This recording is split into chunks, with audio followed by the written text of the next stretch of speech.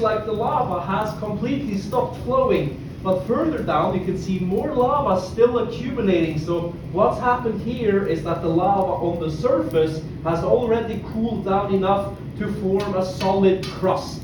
And lava is actually a very good insulator. So this thin crust on the surface insulates the lava in the middle of the channel, keeping it hot molten liquid.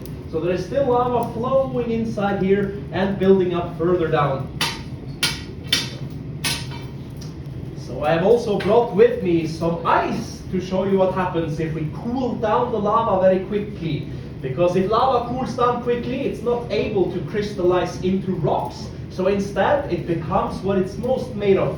And this basalt lava is around 47% silica. So putting ice on it, it should transform the surface of the lava into volcanic glass.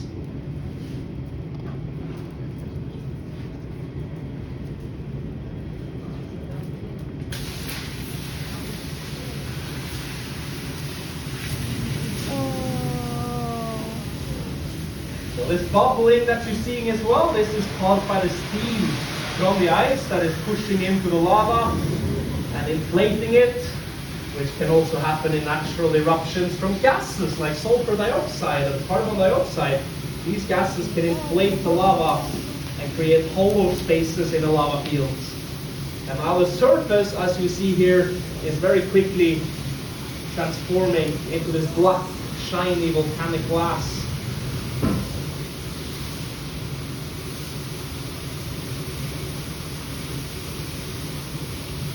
So now this is completely solid.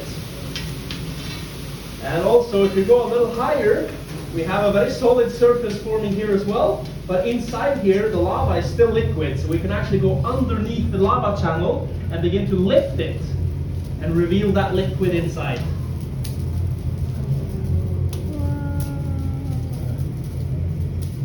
So it's not as liquid as when it enters the room, because this lava is already cooling down. As the lava cools, it gradually becomes thicker and more viscous before it solidifies. So now we have a much more thick and viscous type of lava.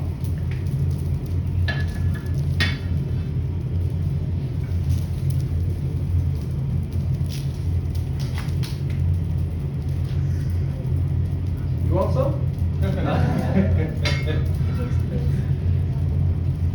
Yeah, it's almost like caramel at this point, or like mozzarella cheese, very stringy.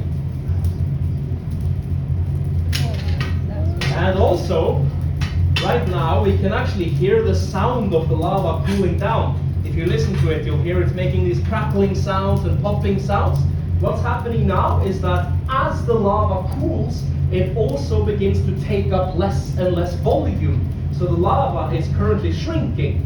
And as it shrinks, it also changes from a liquid to a solid. So it starts to pressurize itself, and then it begins to fracture and break into smaller pieces. So that's the sounds we are hearing. The lava is cooling, shrinking, and breaking.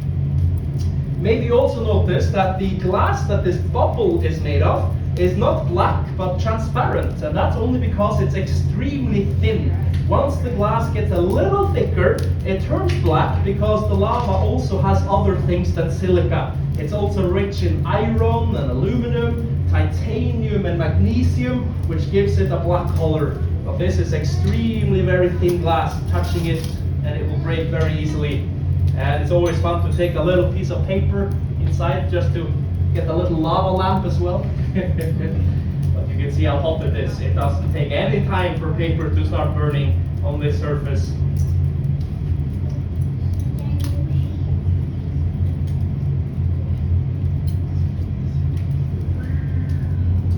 And if we look at this area over here, you see the surface is not smooth like it is here. It has these patterns that look a bit like ripples in water, and these are lava formations that are quite common in Iceland.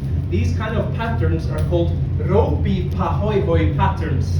And what happens to make this lava so wrinkly is that the surface layer, it cools down very quickly because it's exposed to the atmosphere. So it becomes quite thick and viscous. And while that's happening, more liquid lava was still flowing in from behind and started to push the viscous lava out towards the edges, causing it to slightly compress and create ripples as we see here. So this is something we see many places in Iceland. And as the lava cools down, it becomes solid. So let's see if it has solidified enough to break it.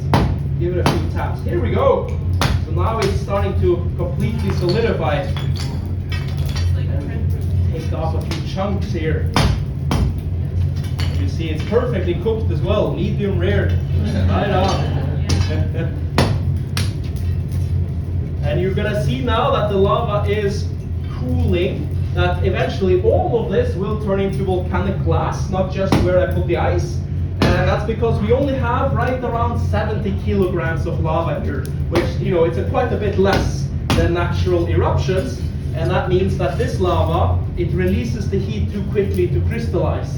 But if there was much more lava here and it took many days and weeks to cool down, then what happens differently is that the molecules in the lava have enough time to move around and organize themselves into crystalline structures. And when that's allowed to happen, we get rocks like you see here. So these rocks are also basalt lava. Chemically, they're exactly the same as this. They just came from a much bigger lava field that cooled down slowly enough for the process of crystallization to take place. And now the lava is getting pretty dark. You can see it's still glowing a little bit orange, but for the most part, it is getting quite dark. When it enters the room at 1100 degrees, it is very, very bright. And all the light that you see coming from the lava is due to the massive amounts of energy that we just put into it to bring it up to these temperatures. So to make this lava ready for you guys right now, we have to start our furnace at least